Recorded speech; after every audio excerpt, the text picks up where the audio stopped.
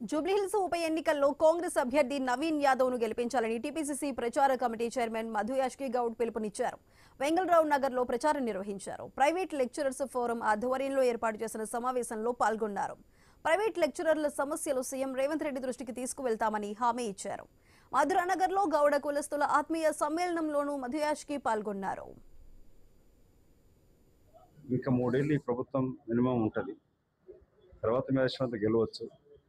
కాబట్టి అధికార పార్టీ యొక్క అభ్యర్థిని గెలిపిస్తే త్వరితగతిన అభివృద్ధి కార్యక్రమాలు జరుగుతాయి. ఎక్కడ ఆటంకం లేకుండా ప్రభుత్వం పనిచేస్తుంది. ఏదైతే బీజేపీ బీఆర్ఎస్ పడేస్తాం తోలేస్తాం పడగొడతామని చెప్తున్న క్రమంలో కాంగ్రెస్ పార్టీ యొక్క ఇంకొక ఎమ్మెల్యే తోడవుతే అభివృద్ధి కూడా ఇంకా త్వరితగతిన జరుగుతుంది. ప్రజల స్పందన చాలా ఆటోమేటిక్గానే మటుకు ముఖ్యమంత్రి గారు చేయడంతో చాలా మార్పు వచ్చింది.